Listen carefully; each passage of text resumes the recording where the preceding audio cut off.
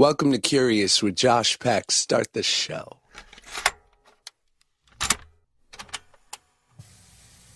Here we are again.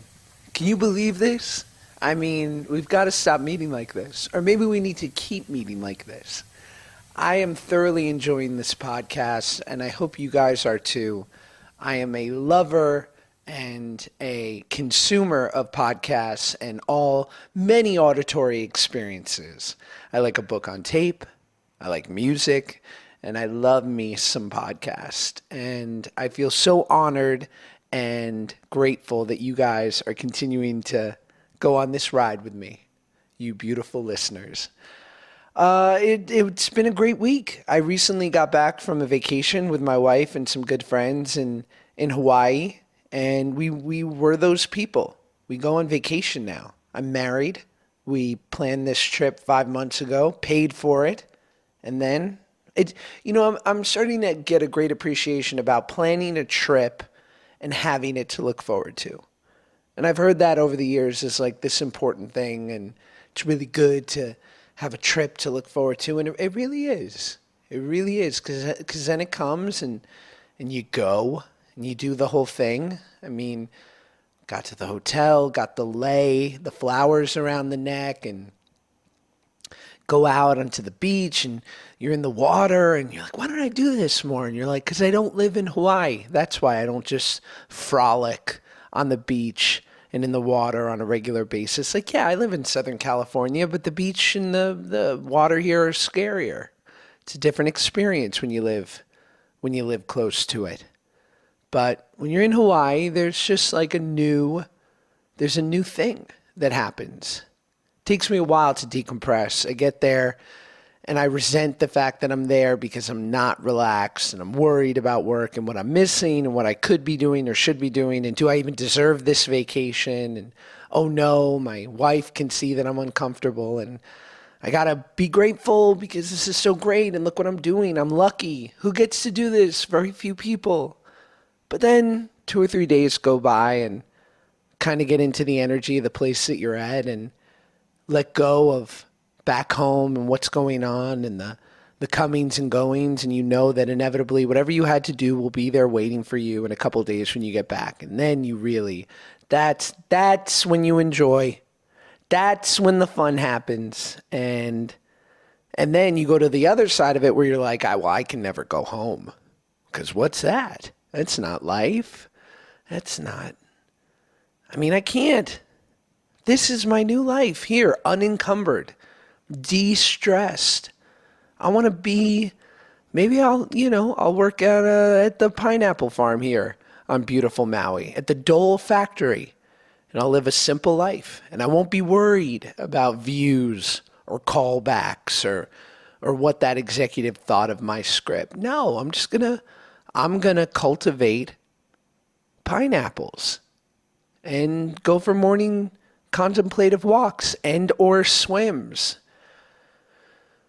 But then you get a little too relaxed and the vacation gets a little long and you're ready to go home and you want the trappings of where you live and the traffic and the restaurants you always eat at and the familiar stress. And so now I'm back and I'm here with you guys talking to my friend Harley, a gem of a guy. You might know him from YouTube and his pretty epic show, Epic Mealtime. I mean, it's not a small YouTube channel. It has over 5, 6, 7 million subscribers, hundreds of millions of views. It's a huge thing, and I'm a huge fan of it and him. Harley's just one of those guys where we met and I just said, I get you. And he said, I get you. And we get each other. And so that is a beautiful thing. So you're going to hear my friend Harley. He's pretty special. He was nice enough to bless me for an hour. He's super talented, funny, Epic Mealtime, huge on YouTube. Now he's doing a bunch of his own new businesses and TV shows. And he's got this incredible new thing called Pizza in a Bag from Super Snack Time. It's available at Walmart, supersnacktime.com. So you got to check that out. It's pizza flavored jerky. What more do you need to know, really? All right, this is me with Harley. Enjoy.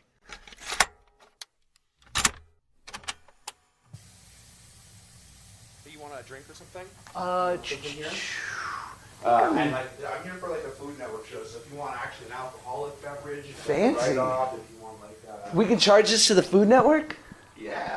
Wow, I'll have a La Croix then, sir. Thank you, Food Network. It's so funny, look, while like everyone here drinks them. Yeah, they're so on trend. No, but I tried one, and I was like, oh no, fuck, LA, come on, like you guys like this shit? Really? I'm like, it tastes like someone poured soda water into someone, like someone drank lemonade and finished the cup and put it down, and then someone poured soda water in there. You know, it has that little taste. Yeah, it got a little tinge. But I do get down with it when I'm like, my water.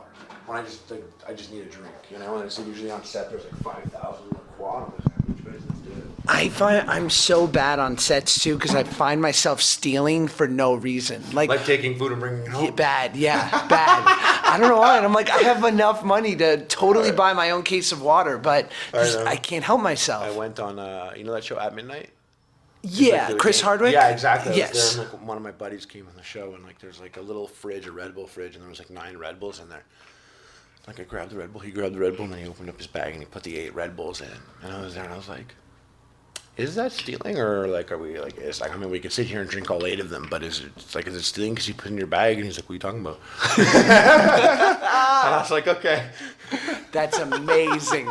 Yeah, right. Because when is it officially stealing? When it goes in your bag and it's on its way. But it's to almost your like house. you could debate it. You could be like, every single one of these is for me, and they're like only under this roof or in this room. Like, what's the debate of it? You know, Right. It's like, I don't know. It's funny. How are You you? just checked it. How are you with craft service in general, right? Because you're a fit guy, and you and I have both like I try. been Yeah, like, bigger. I've lost. I've done like I did keto. You know, so that was my thing, and then I stopped doing it. And I got to this place like 2 summers ago where I was like really obsessed about like putting on size. Right. And then I noticed my audience didn't like it. Yeah, Like, you were too I was fit. automatically a douchebag. No matter what I did, it's like, oh, you think you're so cool, like you think you're better than me. It was like an unintentional slight Right. to all my fat fans or something. And I do have like heavyset fans, so it was like an automatic slight to them. Right. And I was like, man, I'm like losing like subs on my vlog, and people are still. And my buddy, who's like, you know, sometimes just a pothead, he's not in the space at all. I was like back in Canada. He was like, well, there's no room for vanity in comedy. I guess that's yeah. right. I'm like, it's true. I'm like, you know, we were like, oh no, we're like Jonah Hill. Put Right. it back on, bud. Put it back on, you know? Right. But What do you think that is? Is it that it makes people feel bad about themselves, that they see you getting in shape and all of a sudden their whole they're sort just of, like, well, what do you care about these days, bro? Like, what Yeah. do you care about anymore, you know? what's your priorities? It's different. You were like 2 people. You know, Yes. there's like young Josh Peck and older Josh Peck. So it's like a different thing. Me, it's like all in the last 6 years. I'm like, let's get fat. And then I'm like, skrr, oh, what happened? Right. Not me. Pick up my protein powder. No, I never sold the protein powder. But like, imagine I just really pivoted on everyone like that and like get them fat. And then you had a couple hot IG photos. I remember I'd be like, my man, you had cables. I did. Those arms. Yeah, I did. I like off the record literally ate vegan for like 45 days at one point. Really? Like low key, we filmed ahead, and I just dropped meat for a bit, and I did a cleanse, and like it was like the one day that like it was literally like half a day I like could see my abs. I like put a picture up on Instagram right away. Great, of course, absolutely. I mean, with the perfect amount of like fasting and lighting and the right tan, you can look like Mr. Olympia. I have this great mirror Yeah. in my bathroom upstairs at like my old house. Excellent mirror. It's like, everything. no matter what, it's so good. Yeah. Cast weird shadows on my face, but like whatever. So be it. So be it. You got to make certain, make acceptance with certain things. I mean, I feel as though I don't, it's weird for me because so many of my comments are like, I liked you better when you were fat. You were funnier when you were fat. And I can't quite tell because sometimes I'll just respond and they'll be like, just kidding, bro. I love you. I just wanted to get your attention. But I think there's something deeper in that. Well, my response, and I guess like what you're saying, because my response is inspired with what you just said. Right. Was some guy was like, you were better when you were fat. Right. And I wrote back, I was like, I'm actually the exact same person and I'm just healthier, so I'm in a better place. So if you thought I was better when I was fat, like this is weirdly your own baggage, and I don't know how to handle it. But I think this is your shit. Totally. You know, like it's not me, it was him. You know what I mean? Or that's what I thought. And like it's funny because sometimes you can respond back to someone that's saying something. Right. And this is my rule because it's not the same for you in a way, but like my brand was like, yo, what up, bitch? I'm gonna fucking, sorry, can I do that? Please. Okay. No holds barred. Like, what up, bitch? I'm gonna fucking give you dad this bacon, you know? And people would like want to give that back to me. Right. Like you get what you give. So I gave out this intense, like at the beginning, like this frat boy drunken, like, listen up, bitch. So people would see me and be like, listen up, bitch, back. And I'm like, would you just call me a bitch? And then like, you know, like you forget that that's what I gave out in a way. So to you, it's like might be just like hater inspired. Sometimes for me, it was like, is this guy really a toxic person, or is he trying to communicate with the character that I put out there? Right. And I remember one time this guy always bashed every single picture, every single video, every single thing. And like, I was like, you know what? I'm going to go block this guy. And I click on his profile. He liked all my stuff. And he was there all the time, and he commented early, and I'm like, oh, he's a fan, right? But he's like, you know, he's there constantly. So my rule was, I'm gonna go and I'm gonna now, if I ever talk to or respond to a hater, I'm gonna go and respond to 10 people that are writing something positive, right? Because it's so easy sometimes, like.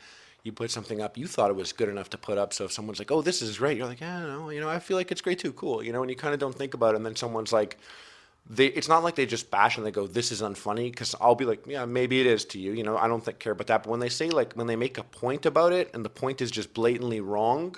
Right. Where they're like, this is unfunny, I like this better. And you're like, well, actually that, if you look at it, is the exact same thing as this. Like your one point about it is wrong. And then I'm like breaking it down for this person. Like I'm justifying it in a weird way. Yeah. And then I'm like, the guy who said this was great deserves more of my attention in a way. Because like, you know, he likes what I'm doing more. He's more positive about it. So if I'm going to go to respond to a negative person, I don't want to inspire all these people to be like, oh, you got to bash Harley. It's the only way he'll respond to you.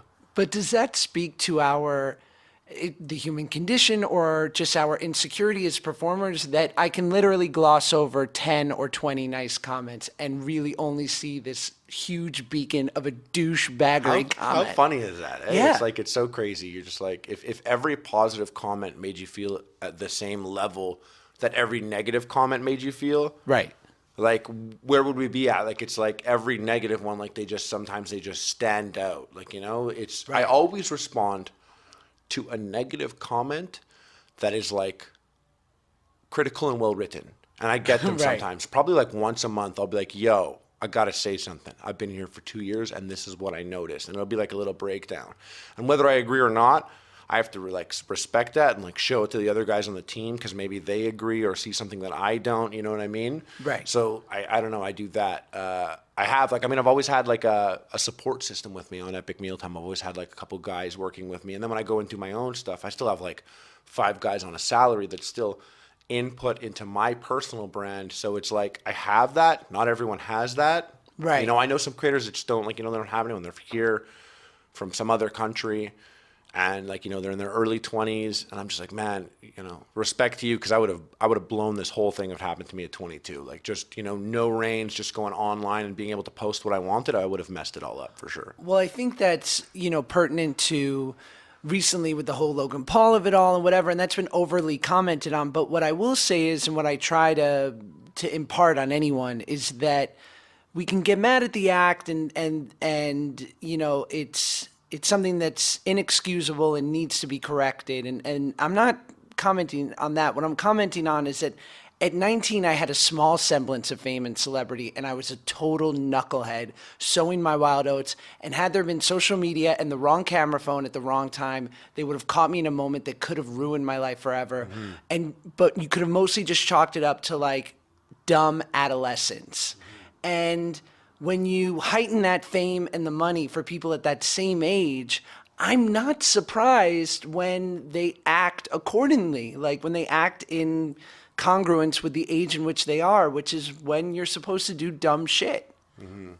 My Yeah. Probably my biggest, number one, most unpopular opinion of the last year is Jake Paul and Logan Paul are some of the hardest workers in the industry. Without a doubt. And that's because I've been around Logan Paul on a set, and I've seen what he does and how he like handles phone calls and stays on his own laptop, brings it with him, and takes cuts of his own videos that someone is editing, but he'll still jump in and cut it and send it back, and an hour later it comes.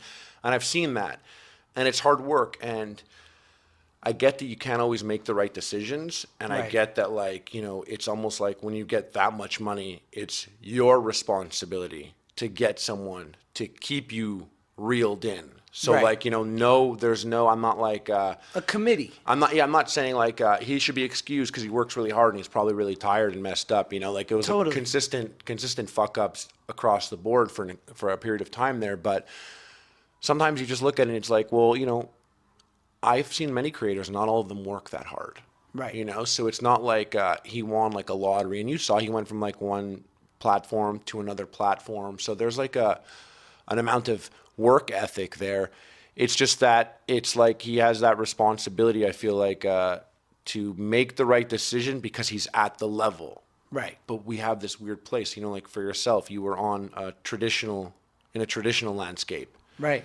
Like, people are around to make sure you don't fuck up because, like, you know, corporations bank on you being a part of something. Yeah. It's like watched to make sure that, like, you know, everything is copacetic. You have media training at like Exactly, a young age where exactly. they make you safe. And it's interesting to see, like, you know, speaking of media training, like seeing Logan Paul after the fact, you know, like, I mean, it lasted for like a video or so, but just to see what media training looks like. Right. You know, I mean, it's like right after that whole thing, I was like, I told my buddy, I'm like, watch this. First thing, haircut. 100%. Got When it. video comes up, haircut. I'm like, honestly, you're halfway there. Yeah, done. Boom. That's how you save the hearts and the minds of your audience. I met Logan years ago during the like, you know, when he was doing Vine and stuff at the beating. He was a really nice, really young guy. I never really met Jake. I met Logan at another point. He came and did a video with us on Epic Mealtime. It was a branded deal. He was really cool. He was really nice. And then it's like, there's this, like, you know how comments can affect us? Right. What of if we course. times it by like 1,000, you know? And I'm not saying, once again, I'm not excusing, but we don't have any studies or knowledge of what that does to people or what that pressure feels like. It's Right. not quite like a Tom Cruise pressure. It's different. It's more accessible. People can go to his house Right. and stand on his front lawn. You know what I mean? It's like a different, weird type of vibe. You Yeah, they're know? not insulated from the fame. It's right in their face at all times. And you heard about what happened with Gavin and Meg? No. So Gavin's one of the guys on Slow Mo Guys, and Meg, you know, she used to be on SourceFed and stuff, and, you know, she does like these beautiful pictures and stuff, and, like, you know, she has like an online personality, and some dude broke into their house and walked around with yes. a gun, Right. and they hid in the closet, and then he ended up shooting himself in the head, like in the driveway, and his phone apparently had like things being like, I want, Yeah, you know, they want- manifesto. So like that to me is like, that for me is like I'm not saying, like, once again, not excusing the shortcomings of influencers because it's our responsibility when we're in the space, but like that's the type of shit that can happen that, you know, you don't really think about, you know. And there was that girl who was an influencer and a singer a couple years ago that got shot at her meetup. Right. Like, you don't know, like, Yeah, fucking like terrifying. who knows what type of DMs or weird stuff or things that maybe is said and like how it gets to people and stuff. You know what I mean? We're in like a strange place with influencers. Well, I get weird texts, and I'm just Josh from Drake and Josh, but people that come into my DMs are fucking weird. It's like, it's very, and like every couple weeks I'll like do a deep dive, and I'll be like, yo, this is going to get heavy. But I think, you know, my feeling is, and what you're saying too, is like, of course there are certain things that are like inexcusable and that people shouldn't come back from. But, you know, I think what's more likely is that people in the public eye on a public stage are capable of being fallible and making mistakes. And what I'm more interested in is, if they are human and they do make mistakes, what do they do after? And do they use it as an opportunity to teach and to learn, to correct their behavior and do better for the next? And then I think it's incumbent on all of us to forgive. And I think so much of our culture, especially now, is like, if you mess up even slightly, it's like, go away forever to the land of like lost entertainers because you are no longer allowed to play the game. But I don't know, I get older, I'm 31 now, and I'm like, just shit is not that black and white. Sometimes it is, but No, it's true. It's completely different. It's like it's not black and white, but we try and black and white it. Right. And then some people end up like in like the black or the white. Right. And it is a gray thing, but we still need it to go one way or the other. You know, like it's still like, you know, the last time I'll go back to Logan. Yeah, Logan, please. Logan when he like tasered the dead rat. Right. You know, what's her name? David Dobrik's girlfriend. Liza. So yeah, I saw a video where, you know, she stabs a dead fish. Right. But we don't hate her publicly. So Right. we don't think about that, you know? But it's almost like, oh, you're fresh out of a mistake. You're in this weird zone. Where it's Purgatory. like, don't do anything until we forget about this. Till and we then decide. you can go back to whatever. And to the same thing, like to the same sense, like, you know, and this is like a topic that's like, you know, like definitely a heavy topic, but like, you know, the Me Too movement, Time's Up, it's like it's an important thing. And there's also an element of, you know, like with Aziz Ansari, where it's like, you know, something happens and then he like says like, okay, like he, you know, he comes out and he accepts responsibility for it, and then there's this downtime of, well, don't do anything for now, right? You know, and even like Facebook with what they're going through, that's not even a person, it's a corporation. Right. They like pull back a bit, you know, while they're being investigated or if they're under the spotlight for something, you know what I mean? It's like there's this weird, like everything is operating around the scope of the social media and how fast everyone can kind of jump in on something, you know what I mean? Right. Like, sometimes I feel like if aliens were going to come and invade the Earth, and they're going to come and it's literally, we all know aliens are coming and they're going to attack the Earth and we're all going to be enslaved, someone might be like, whoa, whoa, whoa, look at this guy made a homosexual slur on Twitter. And they're like, oh, let's talk about that. Right. You know what I mean? It's like, sometimes it's like, and I'm not saying that shouldn't happen, you know, like right. We all have responsibilities and we should handle that stuff. But like, there's a strange, it's almost like the hive mind decides what is important to discuss and what is not. And it's a strange, like, I don't want to say popularity contest, but there's an element of like, we like to build people up on a pedestal and take them down, you know? We all make Facebook accounts and give it all our information. Then 10 years later, we're like, oh, you suck for having all our information. You know, it's like a strange building up on the pedestal and tearing it down. I feel like we've been doing that in society forever. And now it's come to the social media place. You know, it's like on YouTube now. Well, it's people, I think, too, that threaten. I think for most people, they've settled into a certain level of normality and perhaps not to be judgmental, but like accepted a certain level of mediocrity or routine in their life. And so then when there are these outliers and people that are threatening that, and you're seeing, I mean, I've been around people that I loved, like truly loved, who, like, I remember I made a movie with Chris Hemsworth, Red Dawn, and like... Loved, by the way. Thank you. I swear I actually do. I actually watched it again not too long ago. It's, you know, it stands I saw the out. OG one, so I was excited when it came out. Respect. And I didn't grow up Drake and Josh, so you know, Canada, it's like we didn't get Nickelodeon French Canada. So like I didn't know it, and like, you know, when I would just watch it, you know, I was like, it's funny, like watch it now and be like, look at this little guy here, look at this guy, Different guy. Yeah, but you said like Red Dawn, Chris Hemsworth. So we do Chris Hemsworth, and Chris is literally a gem, and you know, it's basically the whole package, like gorgeous, nice, talented. Can he dance though? Probably could. Probably tear up a rug. He's like, give me 3 hours, I'll learn it. He's like, I got it, mate. Fucking do a 2-step right now. I'll Dougie right now, mate. Oh yeah, and that. And he speaks with an excellent American accent. And he's Australian. And I just remember, and he couldn't have been sweeter, and it had nothing to do with him.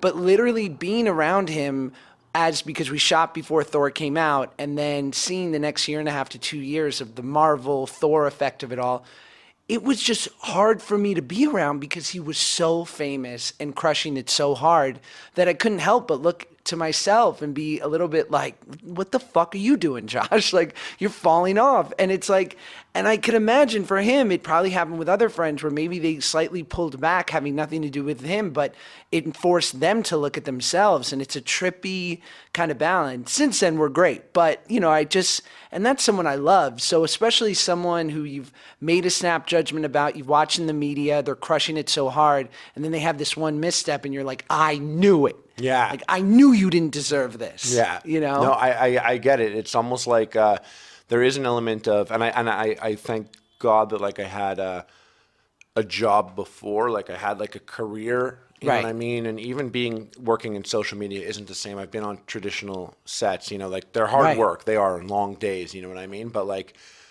I was a teacher before. So like I value that. Right. Like You're a history teacher, right? Yeah, exactly. In high school. And I could see how like some people, like when you have that job and you have like a boss and you have those hours, how you can resent someone who is, you know, putting an image out there where it's like, oh, I'm going to the video game convention. And tonight I'm going to be on Snoop's podcast smoking a blunt or what, you know, and you're like, that's a job. And it's like unboxing a drone for 3 million views. It's like, oh, I got to throw my old TV because I just got a new TV and I have to open it up the box. That's my, yeah, I got to open up the box. But people would look at that and be like, that's not real. And like, I get that, but a lot of people who don't know the space don't realize you put in double the work behind the scenes to make it look like you're chilling. Right. You know, like you have to look like you're chilling. You know what I mean? Like, right. No matter what image gets put out there, it's like people want to be happy and they want to see good stuff. They don't want to see like, you know, your relationship fights. Right. So you don't put that out there. So then like maybe they're just like, oh, like relationship goals. And it's like, well, you don't actually know what it's really like. You know what I mean? Or stuff like that. And there's always like the element of like, you know, a relationship. It's just like pressure because of the online community, or like you're always like, you know, let's say you do a fitness channel and it's like you're always supposed to have a six pack, even though like, you know, people cycle in and out of phases throughout a year, you know, and it's like you'll always be, or people will always be critical if they don't realize that there's a lot of work put in behind the scenes to do some of this stuff. And sure, some people get lucky and maybe they just keep getting lucky and coast on their luck. But, you know, I've seen some creators, man, like bust their heads and literally like almost lose their minds and get like affected by comments. And I think every creator I've met and got to know has an element of insecurity. And I started to realize my own insecurities with certain things and corrected them. And that's just come with age, you know? There's like certain things where I'm like, well, that's just, that's how it is. And I'm a 32-year-old man now and I'm comfortable with like, that's how it is, you know? Something like that. It's like, it's people, there's expectations and I think it's being obsessed with the finish line and an idea that once this happens, I'll be fixed.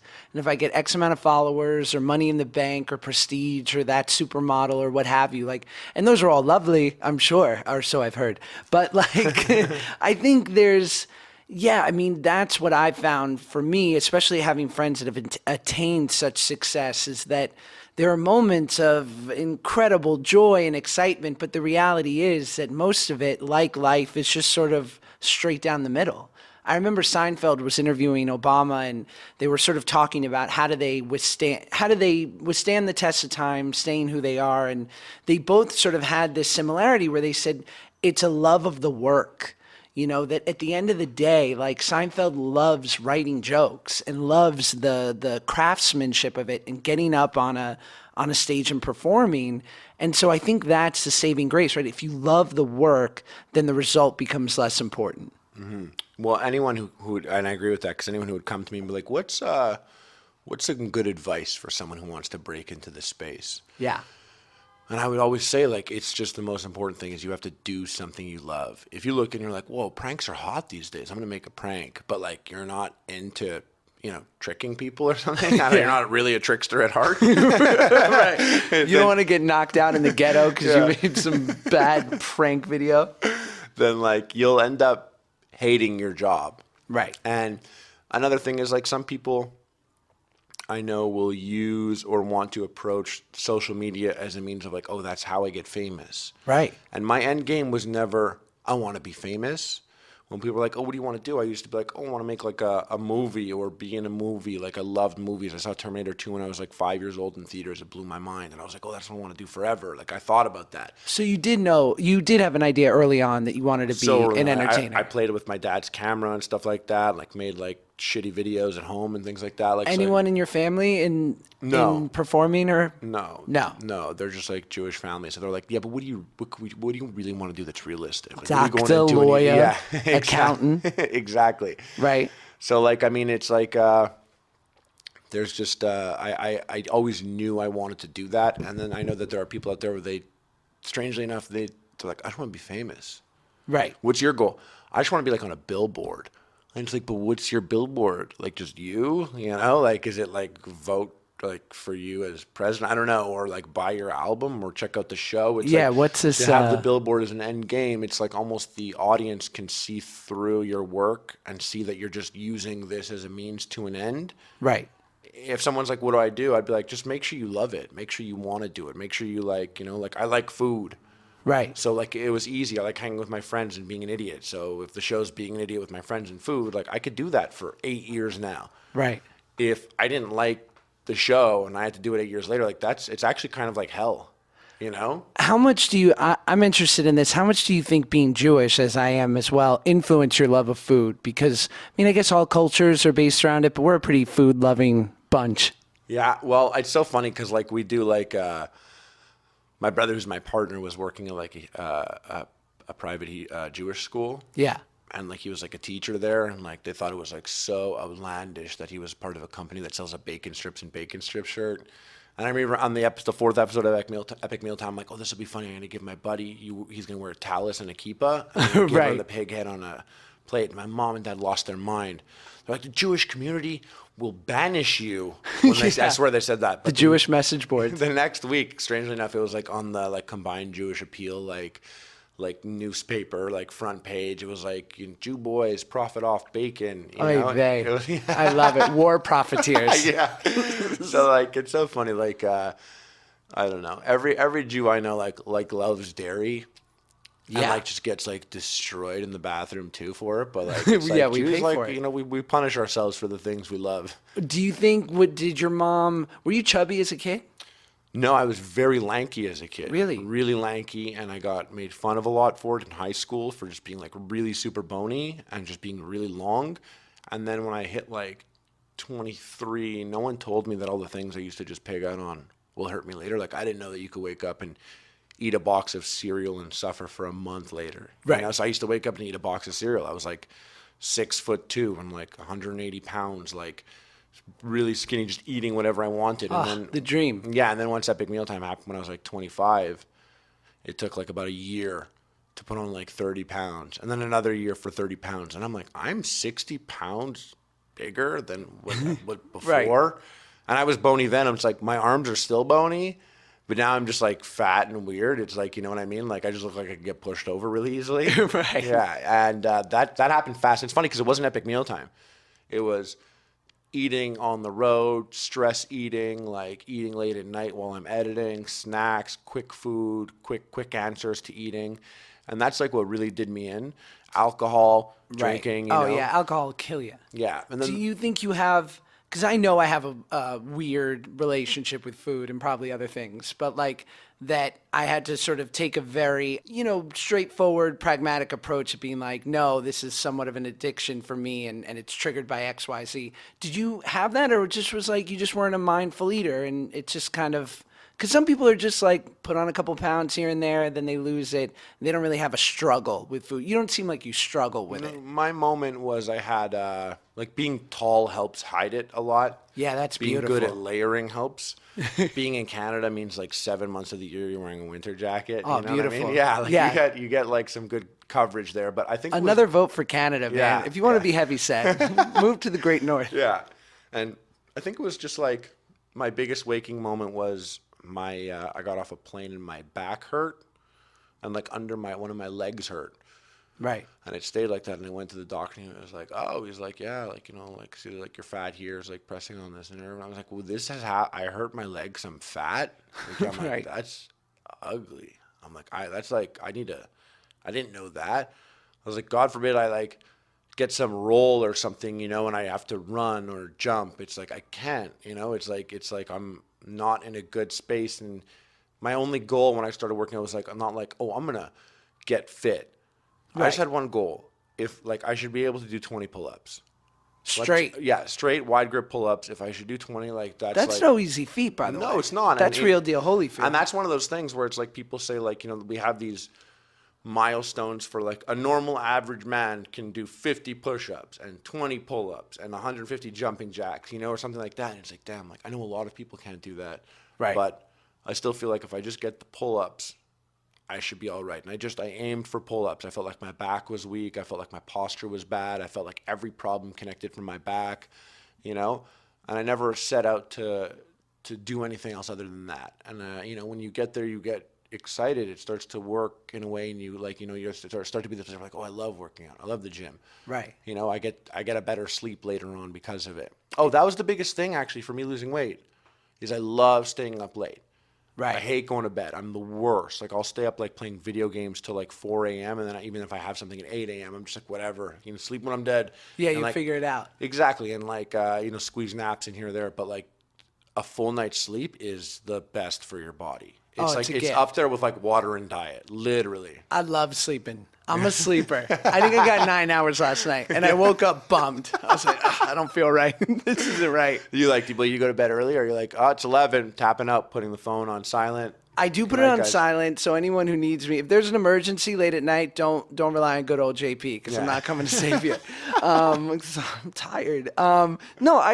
Between midnight and 1, I'll knock out, and you know, I don't have a traditional schedule, so I can easily sleep like 8:30 or 9, and it's not lost on me. And I just don't know if I'll ever be that guy. Maybe kids and stuff help you wake up earlier, I assume, but I'm sure I'll resent them for that. Yeah, probably. Yeah. I wonder, like, it's like, for me, it was like a weird, I don't want to say like a FOMO thing, but I'm always around people, and right. And I'll always get calls and phone, and then like at around like 12 a.m., you know, I'm in East Coast, it's 9 p.m., and now like I know no calls are coming from the West Coast, and everyone else is sleeping, and I'm like, oh, now I could sit down, chill on the couch, and like play this video game or watch this show. Like, I could do this now. Now is my leisure time. Right. When really I should be ahead of the game, plan leisure time better. I don't. I would just stay up late, you know, and like squeeze my leisure time into the middle of the night, and still I'd have to be up early because everyone's coming to work the next day, you know? So it was like, right. So now that's what did me in. Now you're 32, I'm 31, and like I found, and I'm like, I totally have that adult thing where I just, like you said, like, I'm like, dairy? Yeah, I know that's delicious, but like, am I willing to pay for it? No, thank you, sir. And like, all of a sudden now these like healthy routines have sort of taken over, which is this great thing, but I find myself like, what did I not do the other day? I don't know.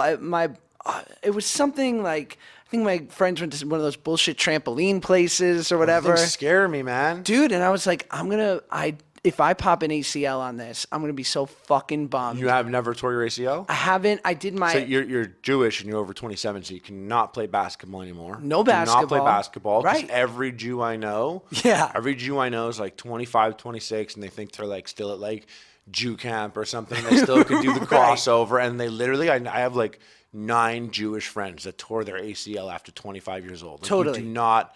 That's like the Jewish man's weakness. Like, yeah. You can't. You got to be careful. And a trampoline place, you go to those? Hell no. Yeah, I was like, guys, I'm tapped out here. I want nothing to do with this. Because I'm like, I can't do it. Like, if there was something, like, if Hemsworth called me, he was like, mate, I need you to be in Thor 4, mate. Like, you know, but you got to do this crazy running scene. I'd be like, I will tear my ACL for you, Chris Hemsworth. Yeah. I'm not for a dumb fucking trampoline place. It's true. If, like, you know, like, that's how it is. It's like, I would never go skydiving. Yeah, it's not worth it. But if they're like, we're doing the Point Break reboot. Come on. You've got to jump out of the car. Swayze? Yeah, I'd be like, yeah, exactly. I'm like, okay, you know. I did this for the listeners. I'm revealing my pectoral at the moment. Oh, shit. Yeah, he's got a tear there. I ripped my pec. And how did you do Josh that? Peck, bench pressing, CrossFit. Oh, shit, wait. Bad. Yeah, guys, you can't see it, but it actually looks like a gnarly barbed wire scar. Yeah. It looks like barbed wire. It's pretty awesome. So wait, you're pushing up and it just... I was doing, 5. How bruised was that for a while? From here to here, it was full of blood.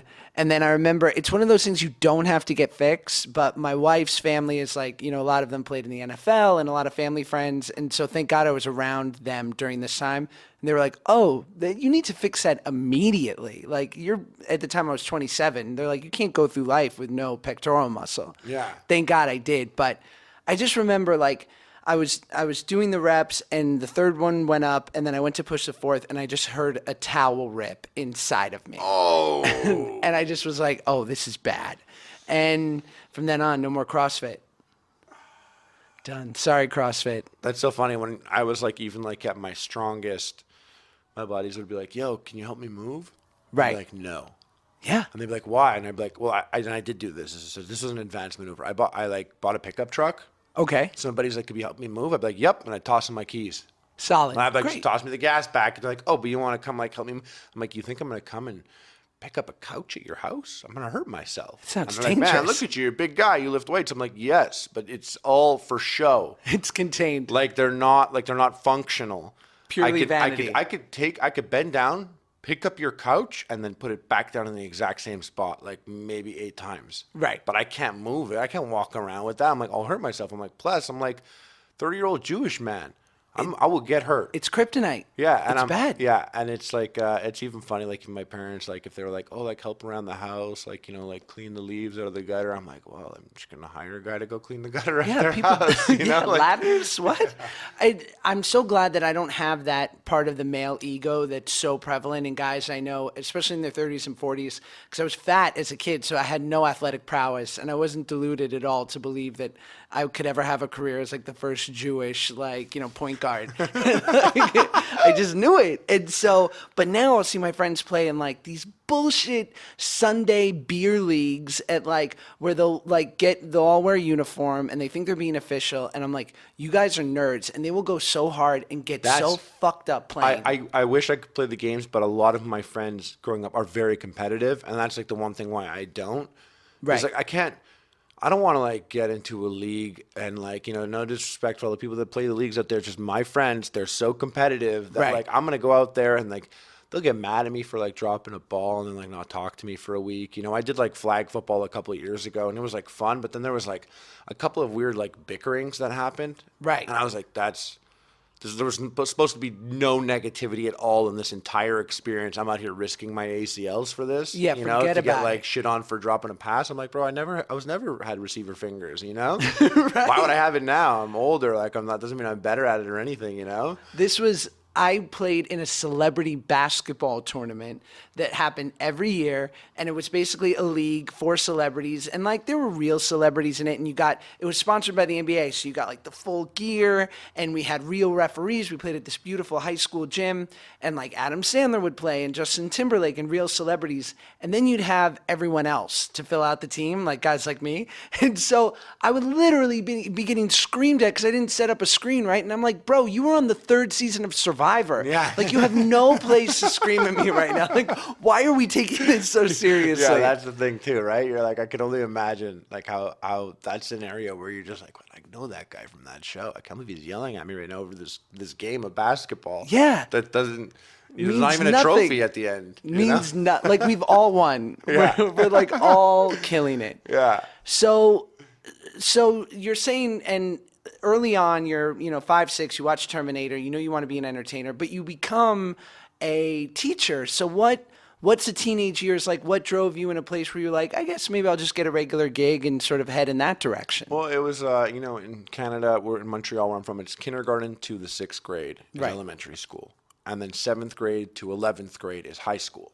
Right. And then after that, you go to this thing called CEGEP for 2 years. Never even heard of that. Yeah, it's like university training. It's like grade 12, 13 almost, but like in university style. Make like your a own prep. schedule. Yeah, exactly. And then you go to university. And so I was like in like 11th grade, beginning of 11th grade, and it's like, haha, I'm just living life, playing Xbox, masturbating into my own belly button or whatever. Solid. You know how it is. And then We all do it. Derek, you know what I'm talking about. What's up, Derek? I know. In like a couple of years, you're going to be with your boy Derek. And I'm like, how do I know you? Yeah. Yeah, another belly button. And then like I was just doing it, like living life, and everything's cool. And then it was just like I think maybe like March of 11th grade rolled around, and everyone's like, "What are you doing with your life?" Right. And I'm like, "Oh, I don't know why. But did everyone decide this?" And I was like, and I have like friends that are like, "Yeah, I'm gonna be an electrician." And I have other friends that are like, well, I'm going into this trade school. And other friends that are like, I'm going to pursue my master's in psychology. I'm like, yo, like, why didn't anyone talk to me? And I was like, kind of like, I guess. You're like, I'm on the 3rd level of Halo 2. Yeah, exactly. Like, and what? I was like, why is this happening? I'm like, I got to decide this now. And like, I was like, I guess. And I remember in high school, I'm like, I guess I'll set up a meeting with the guidance counselor. Right. I went with the guidance counselor, and I was like, I want to be in TV. Okay. I want to, whatever it is to be in TV, to learn how to film and learn how to edit, learn how to write, learn how to do sound, learn how to collect coffee for the boss. Literally anything. I want to be on set no matter what. In the world. I would have jumped, and at the time I would jump at the opportunity to serve coffee to an executive producer on some game show on the Game Show Network. Like that would be like exactly where I want to end up, and like somewhere here, and maybe I'll meet people and I'll write and we'll figure something out. And YouTube didn't exist, but I was waiting for it was YouTube. Right. But like I was like, I just want to be in. Like I want to be in the NBA. But that's not happening. I still got to make the right decision. And I was like, well, damn, like, you think my chances of doing this are as good as your 45-year-old ass making it in the NBA? Did you just make you're that 5'7", you dick. I'm like, that's huge. Like, I'm like, there's a lot of moments like that. Oh, and then my dream mom, crushers. Yeah, my mom's like, well, you work at summer camp every summer. If you go to teach, you'll teach. And you get to work with kids. You like working with kids, and then you get the summer off, and so you could work at the summer camp still, and then you could do some tutoring on the side, and basically, if you get your bachelor's and you go become a teacher in Montreal, Quebec, it's like $35,000 Canadian for a salary, and like you end up with like $31,000, which will always be a number that will be the most grounding number for me, because I'll always be like, to me, that is a year's worth of work. Hard work. Yeah. Real work. Monday to Friday, and then you have your hours after the fact, and you have like once a month meetings on a weekend. But so for me, that was always like my grounding thing. Right. Throughout the entire process of Epic Mealtime. And I was always like, I'm going to go into teaching because, it'll be good. And I my first time substituting was for kids in grade 7. And my real year teaching as a teacher the year before Epic Mealtime was I taught grade 11. So those kids that were in the 7th grade, I watched them graduate my year as a teacher. Wow. And there was, and like, it's so cliche, and I'm not the guy at all. Like, when I went to university to be a teacher, the teacher would be like, I'm one guy with 300 girls because it's elementary education. Yeah. Yeah, I know. Derek knows. And the teacher would be like, what are you guys here for? And someone would be like, I have this binder. It's my grandmother's binder when she was a teacher, and my mom's a teacher, and I want to be a teacher. And then I'm like, I think I'd be good at it. And I like my summers off. And they're like, it's like right. Can't be a pro Xbox player. Not then you couldn't, and it was discouraging to me for everyone around me to love it so much. They were passionate. And me to be like, like no one here is just like doing it because they think they might do a good job at it, but aren't really obsessed with it. Like everyone here is obsessed. Ain't nobody settling yet. Jesus. So like that's why I did it. Yeah. Quick question: who are bigger dickheads, 7th graders or 11th graders? Okay. I would probably say like 8th grade boys Awful. Are so like, it's like 7th grade, they're quiet and they don't want to do anything silly. They like know their role. 8th grade, it's like they now have like leverage over one group. Right. They're testing and they just, the limit. Every kid becomes like such a nuisance. I used to always, there would be kids would do stuff, and I was the class clown. I did weird shit. I would pretend to have a seizure on the teacher's desk. I did all these goofy things, and like kids would make jokes in my class, and I'd be like, Daniel, that's not funny. I was like, well, my friends are laughing. I'm like, no, I've been there before. Let me Your inform friends you. are laughing because your friends are your boys. I'm like, FYI, they're probably not going to be your friends in 10 years from now. That's just how it is. Yeah. I'm like, but take a look around. Do you see any girl here laughing? Not one of them. I'm like, how many girls are looking down right now? I'm like, it's cringy. It's embarrassing. That's brilliant. And I'm like, and the only reason why I'm saying this is because I've been you. And I think back of the jokes that I made, and I knew deep in my heart they weren't funny. Just like you know deep in your heart right now it's not funny. And I'm like, look at me. You don't think I know funny? You don't think I know what a funny thing is? I do. I'm like, so in my opinion, you got to time your funny. You got to know when. There's a difference between being funny and being a little asshole. And that's the major difference there. That's the best advice you could ever give a kid ever. I think it stuck with him. That's incredible. It was like the only time I really felt like he listened. And for me, it was almost like I was talking to myself when I was younger, because I remember where like the teacher would be like, here's turn to page whatever. And I'd be like, schmoing. Am I right, boys? And they're like, yeah, high fives all around, Derek. Way to go, and Matt Harley. and whatever. They're like, yeah. I'm like, yeah, my boys. But deep down, I was just like, what kind of farce is this? It wasn't that funny. Yeah, But you're my breaking boys- down inside. Yeah, my boys backed me up, and then like I knew like the girls, they're more mature. They weren't down with it, Right. But I did notice to switch to females, like when a high school girl gives you attitude, there's literally like I've never once seen it handled in a way that doesn't escalate unless you just abandon and give it some time and come back to it later. Really? Like I've had encounters, like sometimes like a girl who's like a good girl and doesn't cause a ruckus or whatever, does something or says something, and you're like, oh, that's not the time, and she's like, whatever, and then it's like, oh shit.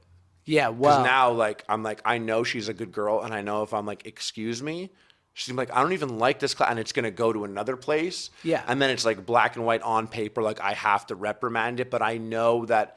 She It was didn't like mean in a it. strange moment of vulnerability or whatnot. So I'm like, I'll just get to this later. Right. But like, I've always like high school girl students, like when they would like, when it was like attitude turned on, I was like, oh shit. Yeah, Like, this is DEFCON like, 5. Yeah, this is like Stay away. a delicate process right now. I'm like, I'll come back to this at another time. You know what I mean? Right, because you know that it's gonna escalate, it's gonna peak, and it's gonna be the meanest, craziest thing you've ever seen, Yeah. and then it's gonna go to tears. Yeah, and then exactly. it's like, Exactly. It'll just be like that. So I would just my first day. I remember I went to elementary education, so I know how to talk to elementary kids. Right. And my first day in high school, I walk into the class and I sit down at the desk and I'm substituting. I mean I'm like 24 years old. The kids in grade 11 are like 18.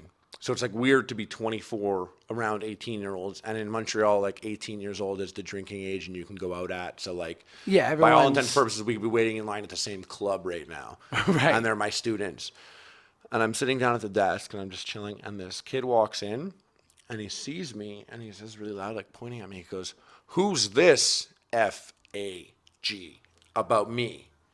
great. And so I'm like, I do you do? instantly bend over and I open my desk and pretend like I'm looking for something in the desk, even though it's not my desk. I'm a substitute because I don't know how to handle like a level 10 issue now.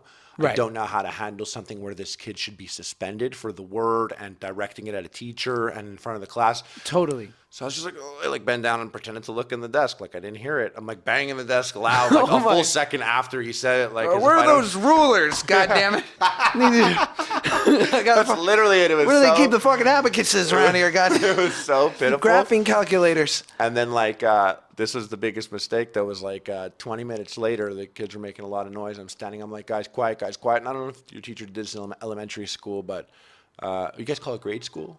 Elementary school, Okay, no, elementary yeah. school was like turn off the lights and cross your arms. Like teacher would do that. And be like, when you're ready, Yeah. this is your recess time.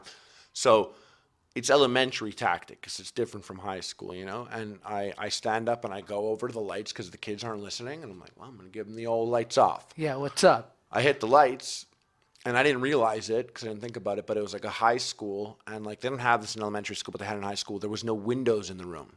So it's pitch black. So I hit the light, and it went pitch black, and like screams instantly happen. I turn the lights on, and like half the desks are upside down and tossed, and there's papers everywhere, like in the air, slowly falling down. I was like, what the hell happened? It was like so fast. It was like as soon as the lights went off, they were like, ah, and like threw shit in the They air. thought and it was flipped a desks. goddamn It was like rave. literally like I turned the light off, turned it on, and the class was literally upside down. And I was like, oh man, Lost. everything I've learned Yeah, for you're the not last prepared like for this. 4 years, they really should have just stuck me in a class. Right. And like, and even when you do your stage where you go and you do like you're like a little intern, like a mini teacher shadow. Right.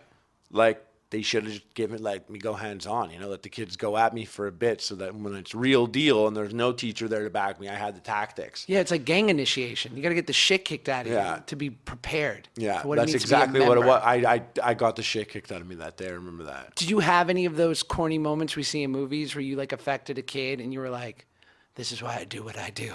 It was, actually, when I saw the kids graduate, Right. and in grade 11 after I saw it, and it was cliche, is like I was at their grad, and I saw like, even the kid that I told that he's not funny and stuff like that, who is Right. a funny kid, things like that. I watched But you them know who graduate. you are, kid. Brian. Yeah. No. Rick.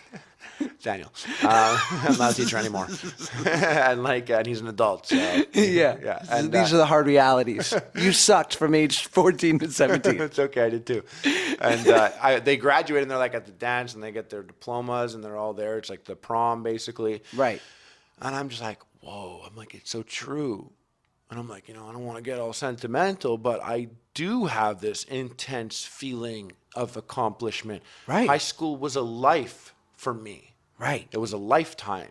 And to have watched these kids do it from the span of 23 to 27, it was that, or 22 to 26, it was this moment of being like, whoa, I can't believe I'm here and I've been there for this whole life of theirs. And I remember I remember his first day of school and for his last day of school. It was special in itself, Right. And that was probably that biggest moment where you're like, is there any cliche deep like, this is why we do it? This is why we do I it. was kind of like, that's why I did it. Let's go throw some burgers on pizza. Well, it seems like, because you've been doing YouTube for 8 years. 8 years, and you're still a young guy, so it seems like that sort of came quite quickly. But did you ever have that moment where you sort of reconciled the idea of like, man, like, this is my life, it's going to be my life teaching, and it's not a bad life, but fuck, I wish it was something else.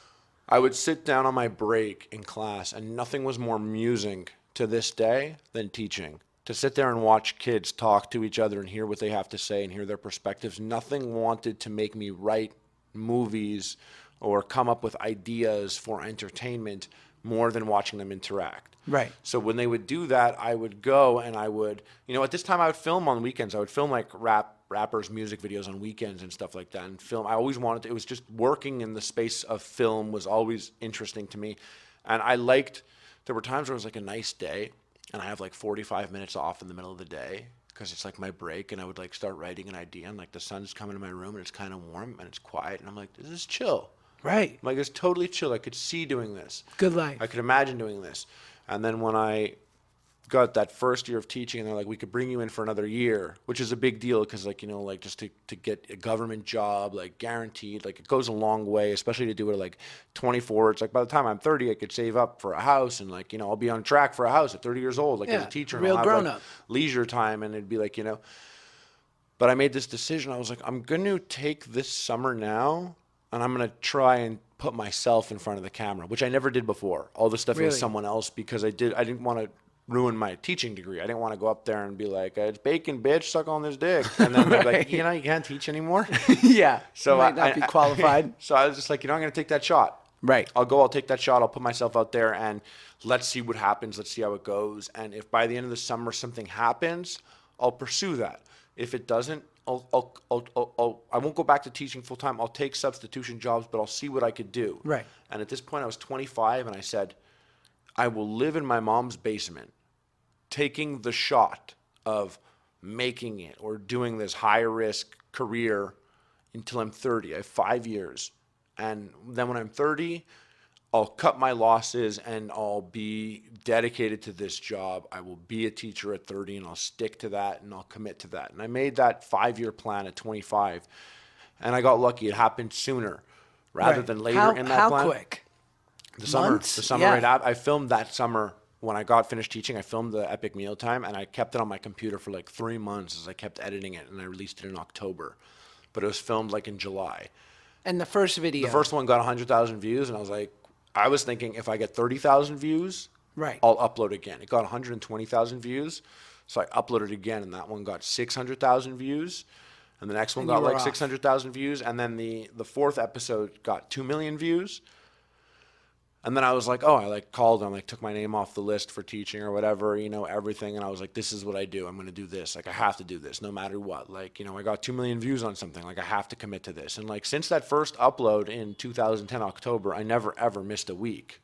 Wow. It's funny. Keemstar, he does the drama alert on YouTube. He just posted up a thing being like, YouTube is fixing their sub box. He's like, imagine these popular YouTubers for 2012 were able to reach all their audience. And it was a picture of Ray William Johnson, Fred Figglehorn, Buck Hollywood, and myself. All people that I met, they're great guys. And I looked at it and I was like, damn. I'm like, but I'm still out here. Right. Those guys aren't even on their channels anymore. They don't upload. I'm like, the one thing that I have, and I actually like it, but it's just funny to be thrown in the same box, is I've never missed a week. and I keep doing it. And I remember like there's this weird, I don't know if it's pride or ego or it's a challenge or it's like a weird form of displaying my insecurity, is like since 2013, people have been like, I think it's done now, time to move on. Right. And I don't. Right. I've kept it going. And like, so it's 8 years, and it's like, WCW Nitro was on the air less than Epic Mealtime. Like I've done Epic Mealtime longer than I went to elementary school or longer than I went to high school. It's like, it's become such a big thing. Like I've seen some like 20-year-olds or 18-year-olds, and they're like, yo, you were my childhood. Right. And I'm like, oh yeah, 8 years, Well, I mean, you get that, like you were like legit people's childhoods. Like I was like, I didn't even think about it. I'm like, oh yeah, I guess like if I'm there in grade 7 as on Epic Mealtime, or your first day of high school, and I'm there like, in the middle of university for you, like I was there for a long time in your life. Yeah, I mean, my fans have literally at this point, like they'll say, you were my childhood, and I'll be like, you're 28. I'm only 4 years older than you, but it's a trip too. And do you think that there was, obviously the content was what won, right? Because you were producing something that no one else was, and it was incredibly engaging. Do you think that you got lucky early on, that you just intrinsically knew certain things that would help elevate it? Like you understood clickbait, or you understood how to get it out to more people at a certain time? I made multiple decisions early on that helped in a big way. And for those listening, I can give you my new updated versions for the 2018. I'm sure they'd love it. But in 2010, so stick around, guys. Don't go anywhere. I'm going to keep talking. It's going to be great. Just keep it on. In 2010, when I put it up, I looked at all the Canadian popular YouTube channels. And there was a YouTuber that uploaded Monday, Wednesday, Friday. And there was a girl that uploaded on Thursdays. Right. And Saturday and Sunday just weren't like big traffic days back then. So I was like, oh, Tuesday is a day that no one uploads. Probably because Tuesday is pretty shit. Right. I was like, yo, let's make Tuesday our thing. And like Tuesday was decided before the name Epic Mealtime was decided. I knew Tuesday was the day. Right. So it was going to be every Tuesday, a new Epic Mealtime. That's how we'll do it. We'll never miss a week, and that'll be the thing. And I did that because there wasn't anyone on it. And then when we uploaded the first video, but back in the day, people, and still to this day, people are like, yo, guys, mad love, I want you to go and share my SoundCloud on your Facebook. Can you do me this one solid or whatever? And you're like, man, you ask me this every month. You know? Like there's a little bit of invisible social capital you can't count. How many times can you go and call up a friend and be like, bro, hook me up one time? You know what I mean? Like you don't like it. You can't do it every week. Yeah, you have to be aware. And not even just like in a professional colleague relationship, even like your best buds are going to be like, come on, man. Right. Lay off. Yeah, it's enough already. So I never used that social capital when a lot of people I knew were using social capital to like, market their albums or whatever. I never used it, and I dedicated it to one specific thing, and it was really weird. I kind of focused all the efforts. I said I put it up on BuzzFeed, the video. Right. Which meant back then you could put the YouTube link onto BuzzFeed.com. And I posted it, and I told everyone on my friends list, which was like 1,000 friends, to go to this link and to click sign in with Facebook.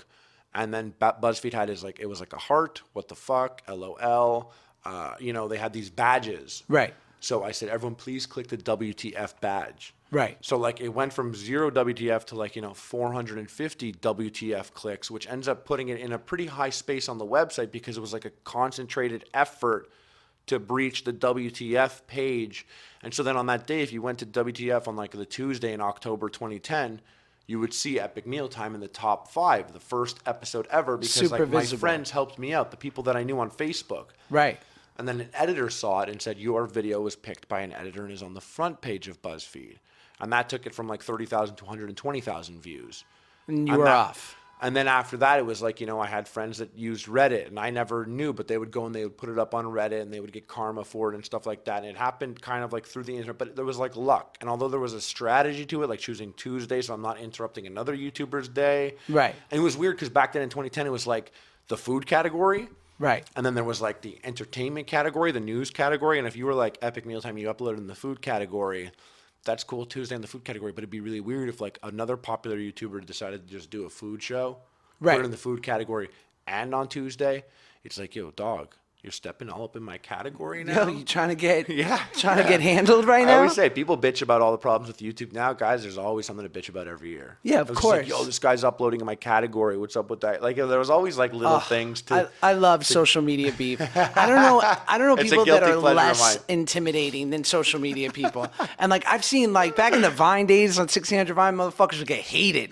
So like this guy stole my idea. I'm like, we're all working from relatable content. Like most people have opened the fridge and there was nothing inside. Like, we have to reconcile that it's possible other people will have that idea. When you're with your side chick and your girl calls. Yeah. Doom. A lot of And cheaters it's like, in this world, friend. Adultery is common. It's been documented since early times. Yeah. But it's, you know, it's so interesting. Like when was the first time in all of this where you were like, where you got that first little tinge of like, I'm famous? Like, were you like, yo? Well, like, I mean, I went to the mall in Montreal, like in my town. I went to the mall in Montreal in my town. Like, I walk in and, like, I was just wanted to go to the Apple store to exchange something.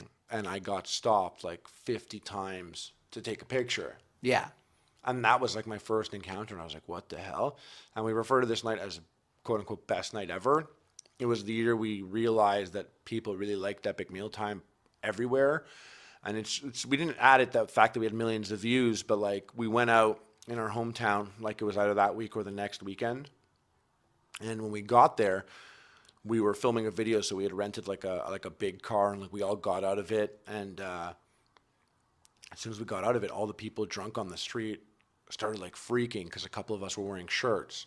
Right. And it was like college kids, and they all started like screaming and ran at us. And then before we knew it, we're in the middle of the street and the cars are honking, but we can't go anywhere because there's like literally like 200 university students circling us and like high-fiving and taking pictures and hugging us and whatever. And like, you know, even my girlfriend at the time, I feel bad. Like I was with her and like she's there and like girls were like coming up to me and like grabbing me and she's like pushing them literally off, you know. Oh, and yeah.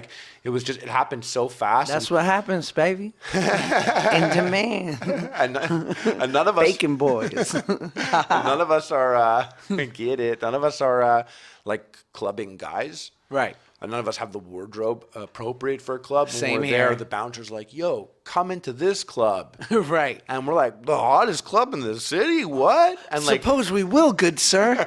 Thank you, go- Mr. Bouncer. we go in and the owner like brings us a bottle and like Jeez. a table. It's all like all this stuff. Like literally it was like when the night was done, we were all like, what the fuck was that? And I Yeah. was like, yo, people like bacon. I don't know what we're doing, but it's working. People like to eat in excess, I suppose. It was a trip. That was it. It was like a little trip. I think today, if someone were to go and do or want to make it happen today, Right.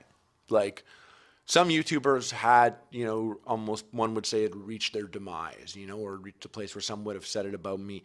But then they found themselves again on Vine. Right. Vine resurrected quite a few people.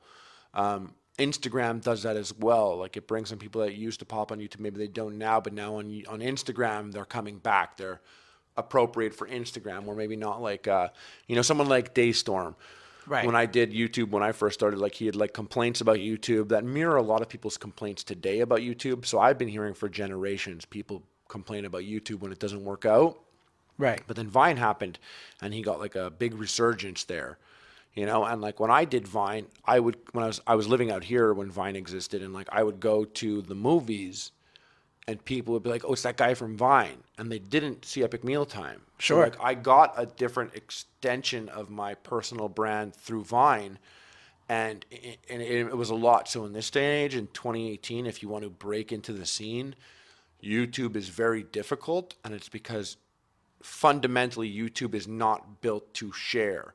Vine was successful and a lot of people popped on Vine because you guys were very clever at working with one another, tagging one another, re-looping each other's stuff Right. and things like that. And it was so bite-sized. It was Right. so quick. But there's not even like there is no retweet or re-loop on YouTube. Right. If I like your content, I could comment on it. And that doesn't mean that people will see it or anything. It's harder YouTube to share. decides on YouTube.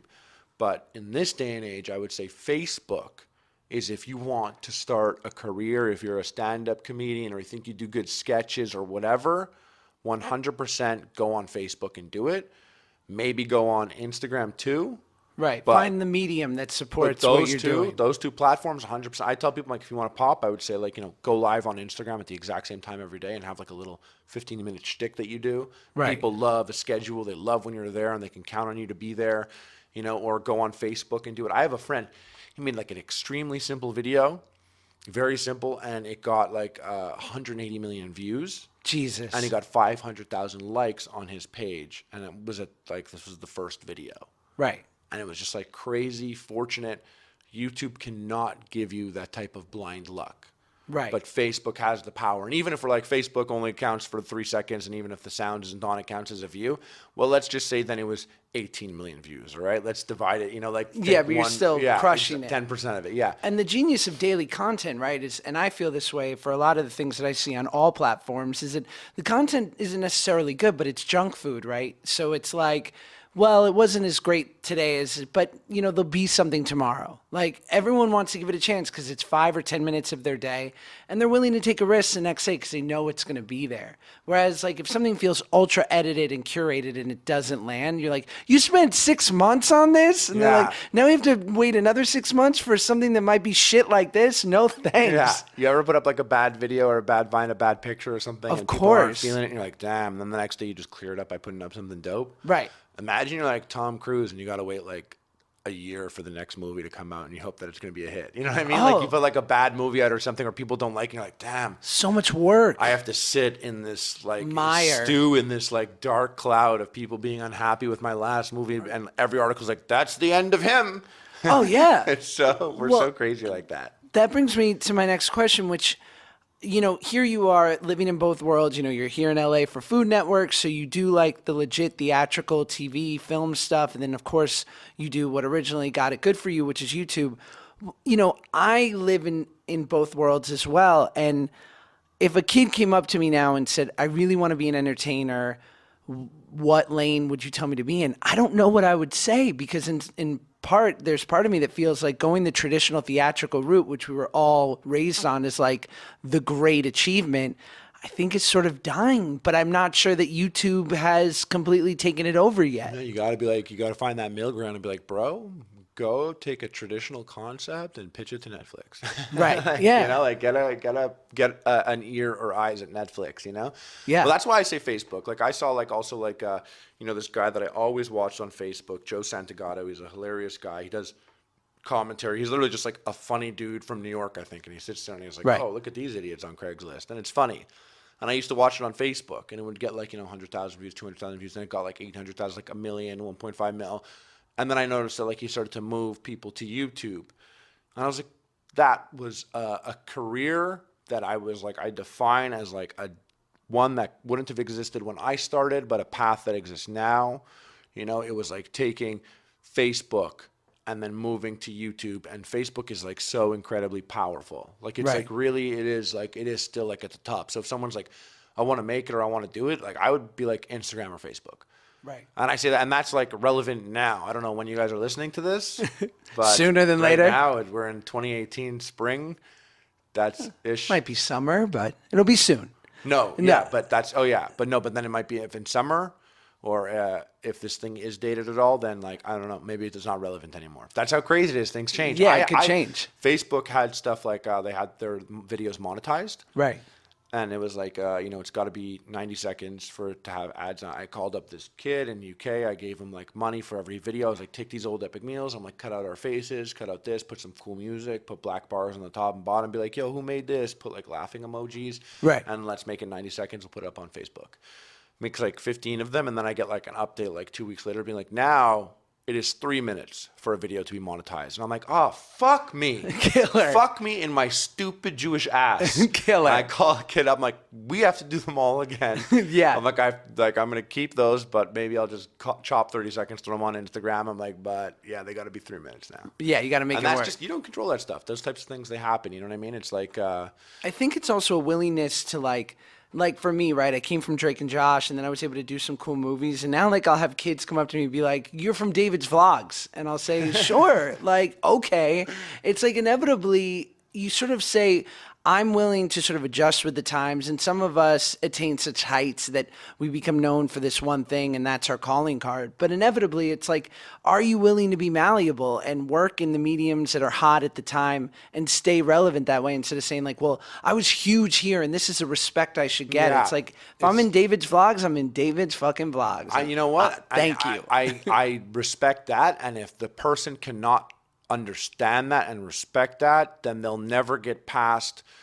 Like, if you think these comments only come like in like a place where it's like, whoa, Nickelodeon, David's vlog. If you think the comments only come like, there, what you're happened? wrong. Because Right. when you're on Nickelodeon, you'll still get those comments in a form or another. And if you can't deal with that belief of like being like, oh, well, once I go here, I can't go to a place where people are debating whether it's, as prestigious as being on Nickelodeon or something. It's like you'll never make it even when you're at the top of the game. Yeah. Because at the top of the game, the hits come way harder. They're way more ruthless. Like, let me tell you something. Someone, and I lied, I brought him up one more time. Logan Paul gets it way worse now at the top than ever. You know what I mean? Totally. Myself, like, people will be like, oh man, like, sometimes they'll recognize a video game high school. Sure. Or like a Vine, but usually like Epic Meal Time. And the biggest thing is like, oh man, yeah, how come you don't do it anymore? Oh, I I'm get like, that. Yeah. And in my head, it's like, well, I've never missed a Tuesday. I'm like, I don't know, man. I don't know. And it's like, there's like I understand and accept that what I did was a worldwide novelty at the point. Right. To the point that like Food Network made like shows where they're like epic foods, and they have some dude that kind of looks like me, and McDonald's refers to their Big Mac as an epic meal on billboards. Like, I know that there was a point where I felt like the spearhead of changing the food industry. Yeah, you were for like influencing the lexicon. For like a 7-month period, and now I know that it's like people will go every day on like my channel and they're like, oh, this dead channel, what are you gonna do? Whatever, what are you gonna do? But it's strange because in some elements there are a lot of elements that are more profitable now even than they were then. Right. And there was things that like I didn't pay attention to when it was so popular. You Right. get like this weird like, oh my God, like everyone like, it's like you want to close things off. It was very strange. It was like I felt like I missed 2 years of my life. I'll tell you about an experience I had the other day, and I had to realize that I was projecting my own shit on this guy and self-correct myself, because inevitably, look, like people are great in so many ways, and a lot of people suck, and you get the full gamut of it when you have people who watch you, and some people come at you with like the most love and so much respect, and it's such a joy, and some people will come at you sideways just because they don't know any better. And I was at the gym, sitting in the steam room by myself in the schwitz, just relaxing, having a moment. And I see this guy walk in and he clocks me, and I'm like, okay, whatever. And he sits near me, and I could tell that he wanted to start a conversation. I'm just like, and I'm just minding my own business. And he looks at me and goes, what's up, bro? Don't act anymore, huh? Stopped acting, huh? That's like, yeah. And I was like, and I just look at him and I go, what? And he's like, don't act anymore, huh? And I just was like, no, I still act. And then he immediately sort of shrunk and didn't say anything else. And I could tell that he felt bad. And we're sitting there, and I'm like, Josh, in my head, I'm like, clean it up, Josh, clean it up. Because the reality is, if I was in Ready Player fucking One or something like that was very relevant and dope, I would have laughed it off and looked at him and said, actually, I'm in the new Spielberg movie. And it would have been nothing. But the truth is, like, yeah, if you were in Ready Player One, maybe he still would have said the exact same thing. Like, even if you're in something like extremely super relevant, doesn't mean he's seen it. Right. The biggest mistake I've made is assuming that, like, someone else on YouTube will be like, oh, like, what do you do? And this was like back in the day, like, like 2014. So I'm like, what do you do? I'm like, come on, is this a joke? Right. And I was like, I think back, I'm like, why would my stupid ass say that? Right. Like, did I think everyone watched every channel on YouTube, or like was like, what's the top 50 YouTube channels? I'll go watch all of them. Like, did I think that? What was I thinking? And I have said that before. And I look back at that, I'm like, oh, that was really foolish of me to think that someone would know, even if they were in the space. And it's because, you know what, to be fair, I have come across phonies. Totally. I'd be like, oh, they'd be like, what do you do? I'd be like, oh, it's just a cooking show. And then they'd be like, oh, what kind of shows? I'd be like, it's called Epic Meal Time. They'd be like, never heard about it. And then, like, the waiter will come by and be like, I get drinks. And they'll be like, this guy wants Jack Daniels. And I'm like, well, that's weird. Why would you say that? I thought you don't know what the show is. Totally. So, like, I've been around phonies. And then you get this weird diamond skin, like, protector. And then when someone makes a comment, you're like, like, you trying to start shit right now, bro?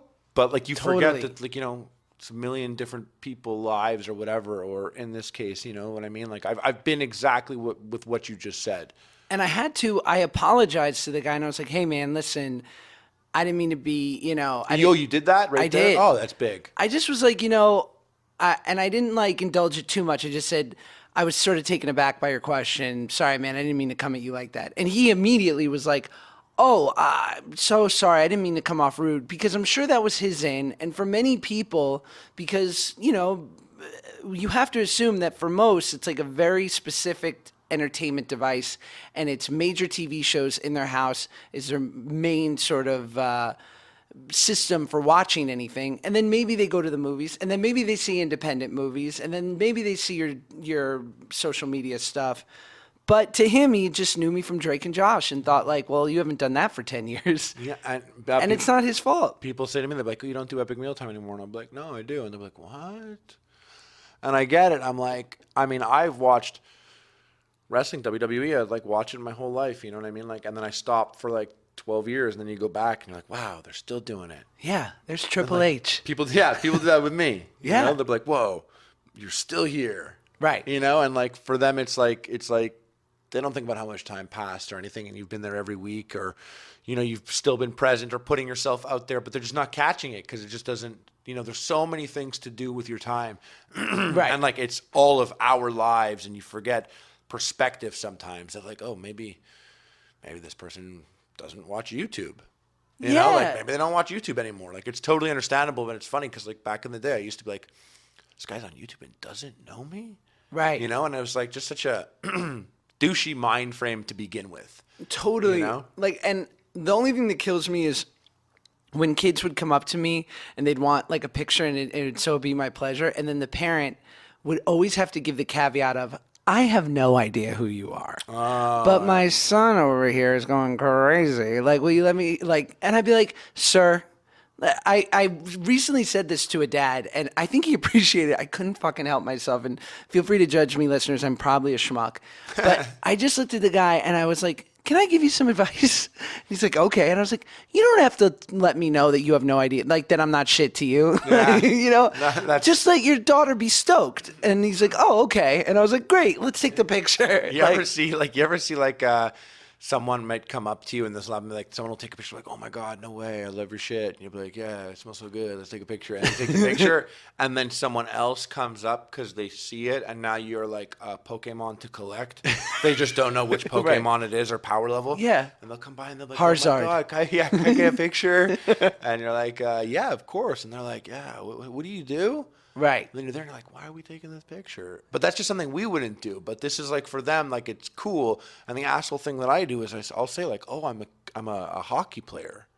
Amazing. I'm a professional hockey player, so make sure you just say the New Jersey Devils, number 72, when you post this up. You go for a team from the States, huh? Yeah, random. It could not be wherever. the Canadians. Well, because if I'm in Canada, oh right, I can't know. reference a Canadian just Smart. in case. Tampa Bay Lightning. Yeah, they're like, that's my dad. Yeah, so I'm like, on the Nashville Predators. That's probably the dick thing that I do there, and like I've met dudes who will come up to me that are big bearded dudes, and they'll like walk right up to my face and be like, think you could eat more than me?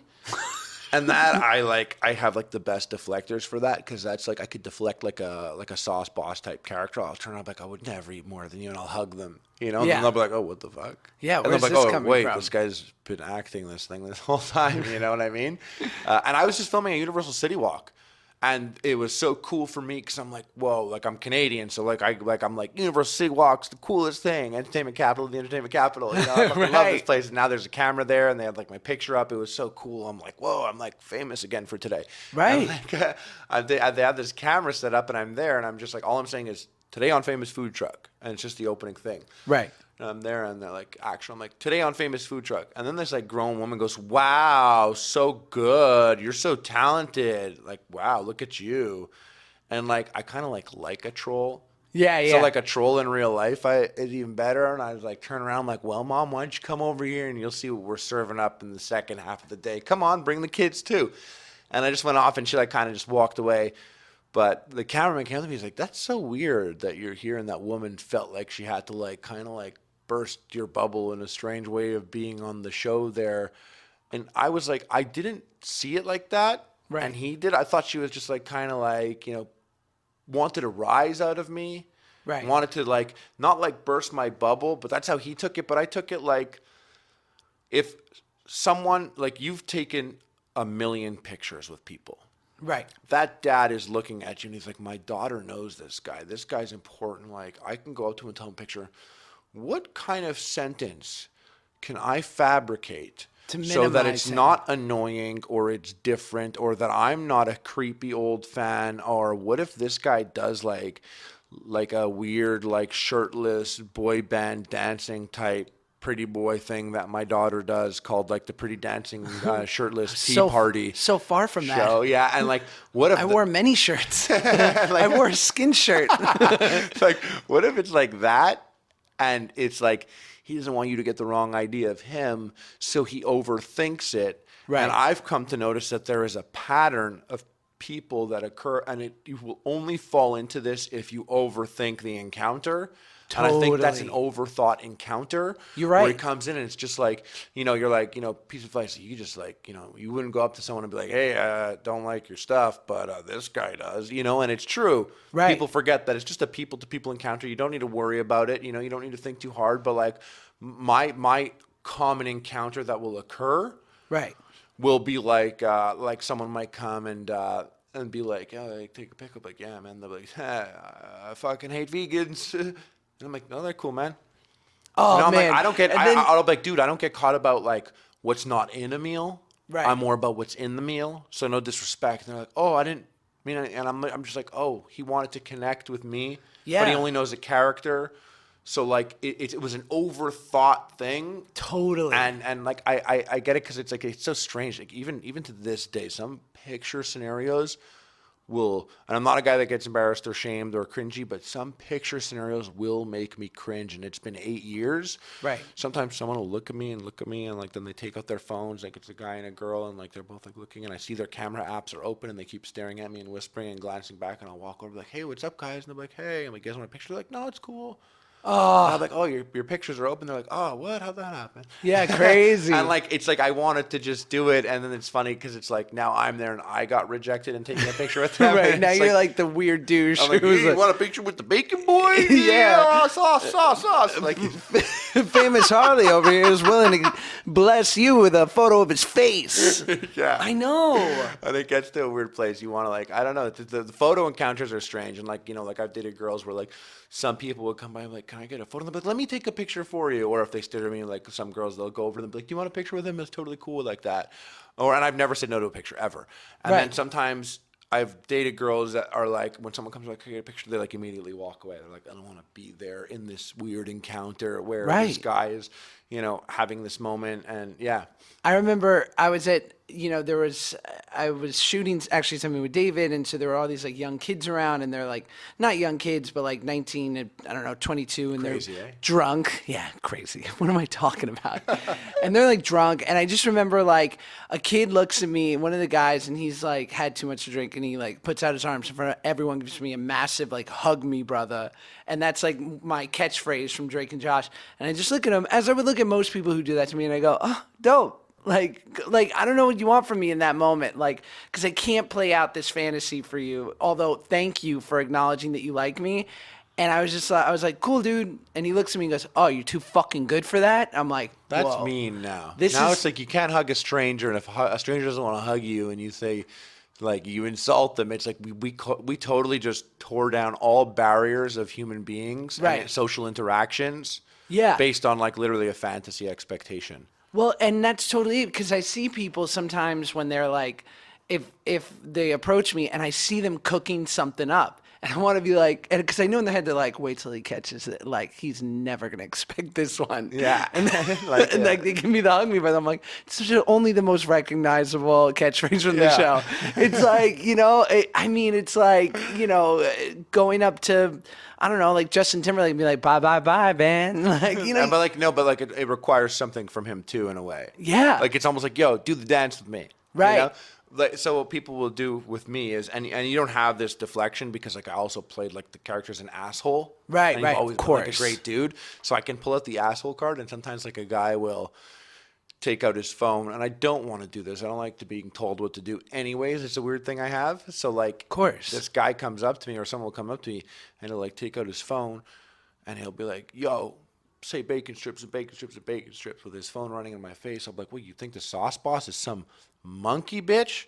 Some circus monkey that does tricks for you, bitch? That's and then incredible. I'll stop and he'll be like, yo, that was mean. And I'll be like, dog, that was the sauce boss. Yeah. You didn't ask me. I'm like, if you want a picture, I'm like, hey, come over, ask nicely, I'll do it. I'm like, but you asked the sauce boss if he wants to do his catchphrase, and you got the sauce boss. I'm like, that's how he would do it. I'm like, I'm just putting myself in the character, and it's like, that's incredible. Well, it's almost because like on the spot I get to have that moment like, I don't want this. I'm like, let me hide behind this character for a second. But get that shit out of my face. That's amazing. I remember talking to Adam Richman, actually, Man vs. way early, like 2011, and he saw this video where I was like, someone came up to me and said something. I was like, don't even touch me with those fingers. Because like a random person grabbed me. He was like, I saw that. And he was like, I'm so jealous you could do that. He goes, because I remember one time I was on the phone and some dude was like, yo, man versus food. Can I get a pic? And I was like, oh, sorry, dude, 1 second. I'm on the phone. He was like, it was bad news. And I'm on the phone. And the guy was like, yo, dog, like it's literally a pic. It'll take a second. And he was like, man, what's your problem? This is a serious phone call. Can you give me a second? I was like, wow, you're an asshole like that? Oh, you're an asshole. And like, he was like, I wish I could have done what you did. He's like, but I'm attached to a brand. Like I couldn't have done that in that moment there. And I was just like, I always remember that because I never thought about it. Even like yourself, you know? Right. Like Josh Peck is not an asshole. The sauce boss can sometimes do it. So I've hidden behind that before. Right. I've been like, bitch, don't tell me what to do. Oh, you know? that's like, beautiful. I gotta create a sauce boss. A Stefan. Evil Josh. Yeah, right? God. That's the dream. It's the one place we messed up on a Drake and Josh. Well, I don't want to take any more of your day, dude, but I love you. I got a lot to do, so. This was incredible. Yeah. Oh, can I plug something? Plug it up. Plug nonstop. And just to tell you conversationally also, I want to send you a package of it. I made a jerky called Pizza in a Bag. Great. And Tell me more. It got picked up at Walmart. And Nice. It's in a triangle bag. And it's pepperoni jerky. And there's like Supreme and pepperoni and buffalo. And they all taste exactly like pizza. Oh, my and God. I do keto. I did keto like low carb. Like high protein, high fat, low carb. There's literally like 3 grams of carbs in the whole bag, and it tastes like pizza. Oh my God! Every single Walmart, pizza in a bag. Is it on shelves now? April. Yeah, beautiful. Since April, it's been on shelves. Since April. Now that it's mid-August, no, that's sick. Dude, that's great. Yeah, it's cool. I love it. I want to send you a bunch of them. Throw me like a P.O. box or something or whatever. I'm going to send you a box. It's going to come with like a nice little handwritten letter for you. But for you guys, pizza in a bag. Go check it out. Go buy that immediately. Anything else? Yeah, Harley plays on everything. Epic Mealtime. Can you believe they still do it, those idiots? I know, every Tuesday apparently. People are always like, whoa, like, are you surprised like you're on this Food Network show and you're still doing Epic Mealtime? I'm like, yeah, I was joking. I was joking when I did that first episode. Yeah, exactly. And it was good seeing you, by the way. I haven't seen you since iHeartRadio, I think, in Vegas. A few years ago. It's so crazy because like I'll still follow you on everything and I see everything you're doing. So it's like so strange when like I see you and there's like a weird like hasn't skipped a beat moment. But it was really awesome. Hopefully you guys could hear this. Genuine high five. That's right, listeners. Thank you, dude. Peace. That's it. That happened. You've listened. It's over. Finished. Harley. What a guy, right? A mensch. A good dude. Smart, funny, talented, but just a good guy. We've got a similar ethos. We got a similar way of looking at the world, which is what I've always loved about him. Check out his pizza in a bag. It's so good. Supersnacktime.com. He actually sent me a bunch of them after this interview, and I ate all of it. And I don't regret it for a minute. Nope. Still don't. Thank you guys for listening. It's always a pleasure to bring you this pod. I have so much fun doing it, and I hope you enjoyed it. And maybe you didn't. Maybe you didn't listen to it at all. Maybe you just tune in for the outro because that's your thing. You love a good outro. And if that's the case, it's weird. That's weird. But you are well within your right to do it. And for that, I support it. I will see you guys next week with more people that I am interested and fascinated by. This is Curious. Bye.